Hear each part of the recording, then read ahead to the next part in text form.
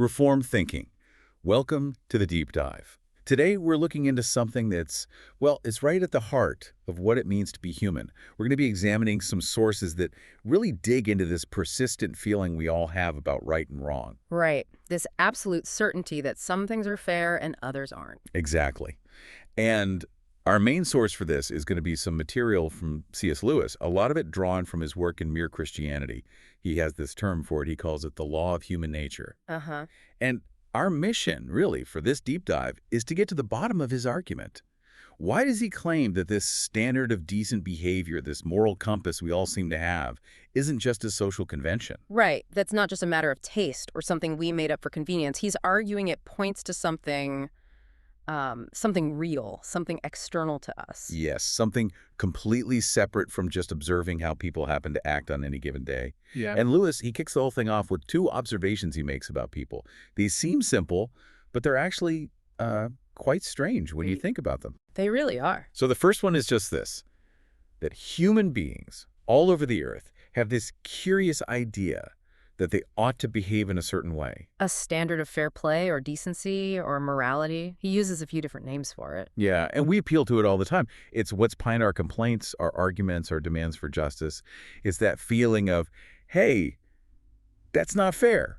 We all know it. We do. And then the second observation is the one that really sets up the problem. Which is? That we don't actually do it. We know this law. We know this standard of fair play, but we don't follow it. We consistently, reliably fail to practice the very behavior we expect from It others. sounds so basic when you put it like that, doesn't it? Yeah. We know the rules and we break them. Yeah. But for Lewis, this is not a trivial point.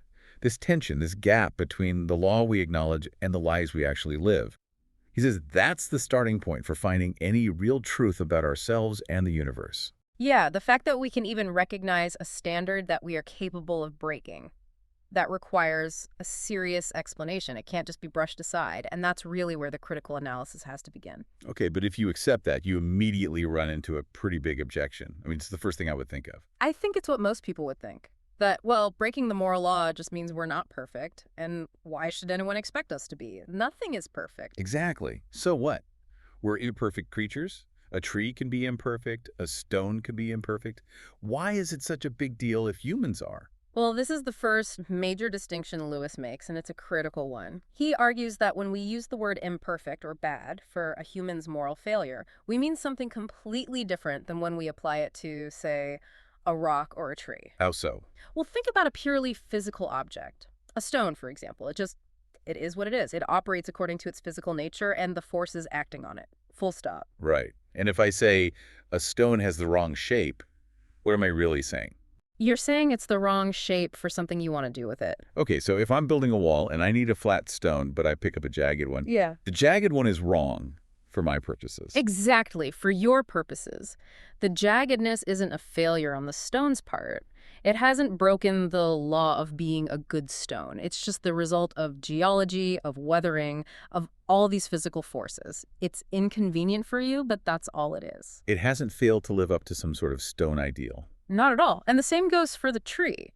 You might call a tree bad because it's stunted and doesn't give you the shade you wanted. But Lewis's point is, given the poor soil it had, the lack of rain, the specific weather conditions, that bad tree was obeying the laws of botany just as perfectly as a huge, healthy one. I see. So its state is a necessary result of its circumstances. It couldn't have been anything else. Precisely. There's no sense in which you can look at that tree and say it ought to have grown taller.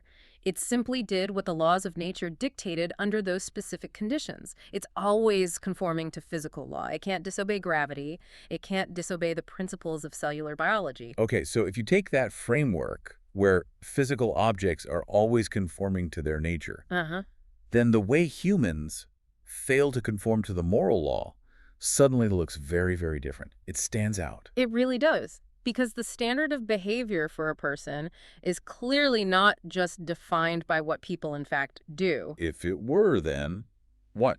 If the law of human nature worked like the law of gravity? Then being selfish would be like trying to float upwards. It would be impossible if a person did something selfish and we were just describing facts. Then selfishness would just become part of the definition of human nature. You couldn't call it wrong. But we do, all the time. We know people can act differently than they ought to. We know they can choose to defy that standard. And that single fact separates human action from the rest of physical nature. It puts the moral law on a completely different level from the physical laws that govern a star or a cell. So this forces us to really think about what we even mean when we use the word law. Exactly. When we talk about the laws of nature in science, gravity, thermodynamics, that kind of thing, Lewis suggests we might not even be using the word law in the strictest sense. Yeah. It might be more of a metaphor. Right. It's an interesting way to put it. So let's really break that down. The difference between a law that describes and a law that prescribes. When we look at a physical law, like a stone falling, what are we actually saying? Well, Lewis's point is that saying a stone obeys the law of gravitation might not mean much more than this is what stones, in fact, always do. Yeah, we don't imagine the stone is thinking to itself, ah, yes, I must remember my orders from the universe and fall downwards now. Right. There's no sense of compulsion or choice. We just observe a pattern. For a stone or an electron or a planet, what it does is the whole story. The law is just our summary of that observed behavior. It's purely descriptive. There's nothing above and beyond the actual facts, as he puts it. Exactly. The physical laws just document what is. Okay, now let's contrast that really sharply with the law of human nature, the law of decent behavior. Right. This law most certainly does not mean what human beings, in fact, do. Not even close, because as we already said, people break it constantly. If the law of decent behavior was just a description of what we do, then lying, cheating, and betraying would just be data points. It'd just be part of the definition of human behavior. You could never condemn someone for murder because the act of murder itself would just be another fact to add to the summary. But the moral law doesn't work that way. It tells us what we ought to do, even when we're doing the exact opposite, and this is where that huge philosophical split happens. With human morality, something else comes into the picture that is above and beyond the simple facts of what happened. So you have two different layers of reality, in a way. That's a good way to put it. You have the facts. This is how people are behaving. Mhm. And then you have something else entirely. This is how they ought to behave. For the rest of the physical world, the facts are the whole story. But for us, our factual behavior is always being measured against this other thing, this external standard. And it takes a real mental shift to accept that an ought can be just as real as it does.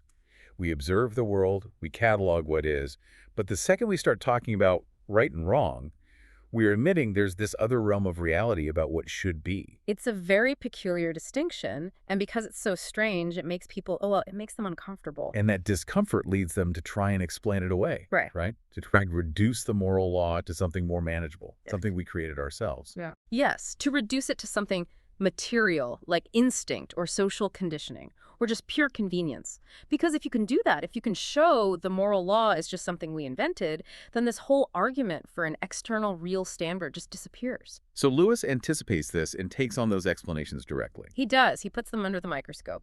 The first big one he critiques is what you could call the convenience argument. Okay, what's the gist of that? The argument is basically this. When you say someone shouldn't do something, all you really mean is that what they're doing is inconvenient for you. Or for the group. Morality is just a fancy word for self-interest. That's a very common sort of cynical view of things. Right is what helps me. Wrong is what hurts me. Exactly. But for that to be true, our moral feelings, our sense of blame, should line up directly with how much harm or inconvenience we suffer. And Lewis says it just doesn't. The evidence from our own reactions proves that's not what's going on. Right. Let's walk through one of his analogies, the one about the train seat. It's a great illustration. So imagine you're on a crowded train and you've spotted an empty corner seat. In scenario one, another person sees it too. They're just a bit quicker than you, and they get to it first. They sit down. It's inconvenient for you. You lost the seat. Right. I'm annoyed, but that's life. Okay. Now, scenario two. You're heading for the seat. You put your bag down to mark it, you turn your back for a second, and someone else comes along, shoves your bag onto the floor, and takes the seat. Oh, I'm much more than annoyed now. Now I'm angry. Exactly, but think about it.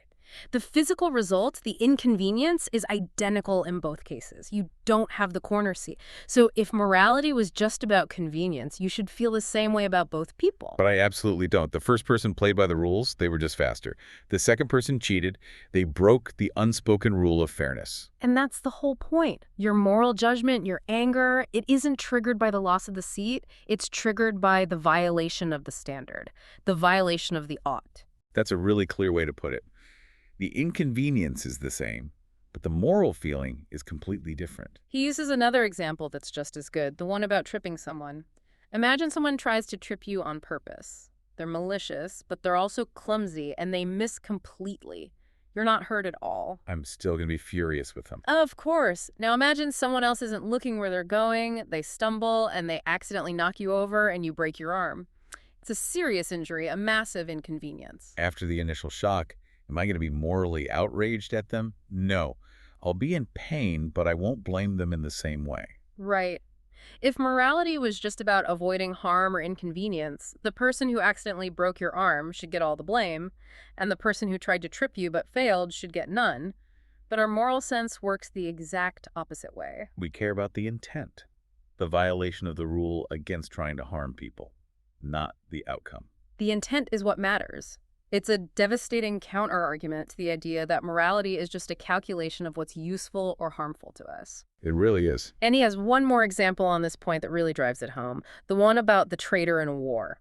Oh, this one is fascinating. In a war, if someone from the other side betrays their own country and gives you secret information, that person is incredibly useful to you, right? They're providing an enormous convenience, a huge advantage. Absolutely. They might help you win the war. And yet, as Lewis points out, the very people who are using the traitor, paying him, benefiting from his actions, they still despise him. They might call him human vermin. They use him, but they don't respect him. Exactly. Why? If morality is just about what's convenient for me, I should see this traitor as a great and good man. But nobody does. Even the side he helps sees his act of betrayal as fundamentally wrong. The moral judgment stands completely apart from the calculation of utility. So, bringing that all together, it seems pretty clear. Decent behavior is not just about what happens to be useful to me at any given moment. No. And in fact, it often demands the exact opposite of what would pay us personally. It requires you to be honest when a lie would be easier, to keep a promise that's become a huge burden. To act against your own immediate self-interest. Yes.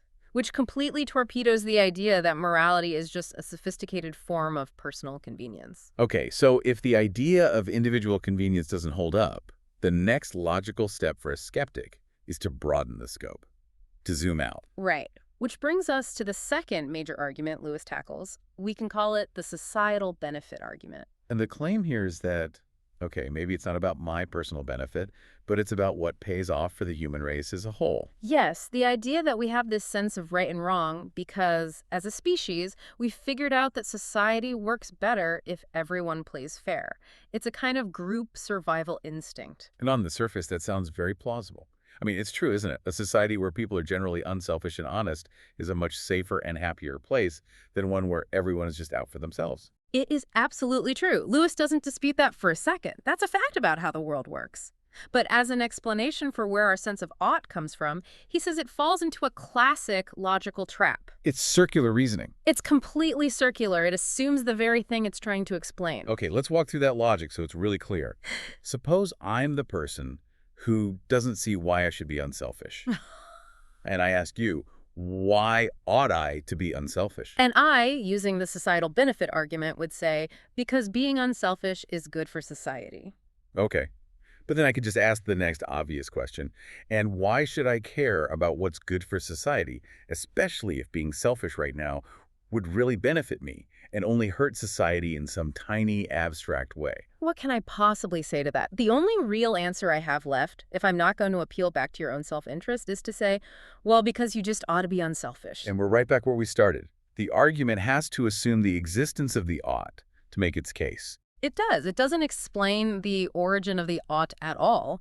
It just states that unselfishness is a component of a healthy society, which is true, but it's more of a definition than an explanation. Lewis has that great analogy with football. Yes. He says if someone who knows nothing about football asks you, what's the point of playing?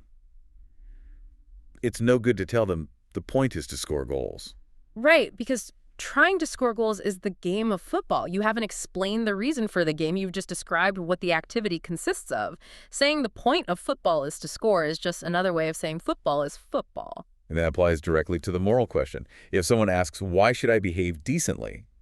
And you say, to benefit society. You're doing the same thing because benefiting society is one of the things that decent behavior is. It's part of the definition. You're just saying decent behavior is decent behavior. You're not giving an external reason for it. You're just describing it. Exactly. The argument collapses because it can't provide a foundation for that initial obligation. Yeah. It just confirms what we already feel, that we ought to be unselfish. It can't tell us why that feeling is there in the first place. So after breaking down these two major attempts to explain away the moral law, where does that leave us? Well, it leaves us with a very strong case that the moral law is not easily reduced to something else.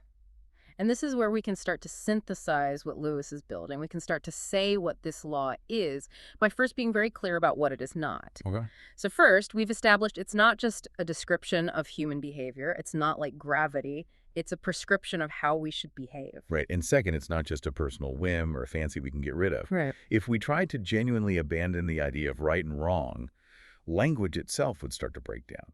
So much of our conversation, praise, blame, argument would become nonsense.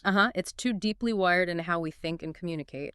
And third, which is what we just spent time on, it's not just a statement about what's convenient for us, either individually or as a group. So we've ruled out the major material and psychological explanations. We have. And once you've done that, Lewis says you're forced toward a rather stark conclusion. This rule of right and wrong, this law of human nature, it must somehow be a real thing. Real in what sense? Not like a chair is real. No, not real like a chair or a planet. Real in the sense that it exists independently of us. It's not something we invented. It's something we find pressing on us. It makes demands of us, and it judges us when we fail to meet them. It's something we discover, not something we create. That's a huge step. Because if this law is real, but it's clearly not a physical fact in the normal sense, then what does that imply about the universe? It implies that there must be more than one kind of reality. Greater than one kind of reality. Yes. There's the kind of reality that science studies, the facts of how things behave, the stone falls, the water boils at a certain temperature, humans sometimes act selfishly. Those are the descriptive facts. Good. Yes, but then there must be another kind of reality as well. The reality of the standard, the ought. The fact that humans ought not to act selfishly. And this ought is real because it has real effects in the world. Undeniably. It's the foundation for our legal systems. It's the source of shame and guilt. It's the reason we demand justice and feel outrage. It's a genuine force that shapes how we think and act and organize our societies. So yes, we have to conclude that there's something real operating above and beyond the simple facts of our behavior. A real law that we encounter. And it's a law that, unlike the law of gravity, we find we can choose to break. And that's maybe the most mysterious part of all, which is what tells us we couldn't have been its author. And really, for you listening, that's the core idea we wanted to pull from the material today. The very simple, everyday act of making a moral judgment, of blaming a person who cheats you, but not a storm that ruins your picnic. That act confirms that we all operate as if there's a real governing standard that exists outside of our own physical actions and desires. That's right. We ought to be fair. We ought to be kind. And that's the inescapable reality. It's there whether we obey it or not. It really changes how you think about your own conscience. That little voice of guilt or that feeling of I should have done better isn't just, some psychological quirk or something your parents told you. In this view, it's the evidence. It's the confirmation of this real external standard pressing in on the facts of your own life. Thank you for joining us for this deep dive into the source material and this idea of the reality of the moral law. And maybe as a final thought to leave you with, if it's true that the physical laws of the universe just describe what happens, operating out of necessity, and the law of human nature describes what ought to happen, and yet we are clearly able to break it, then what does that imply about the one who is the source of that law? Consider what kind of a source it would have to be to create a law that is real, but that we are also genuinely free to disobey.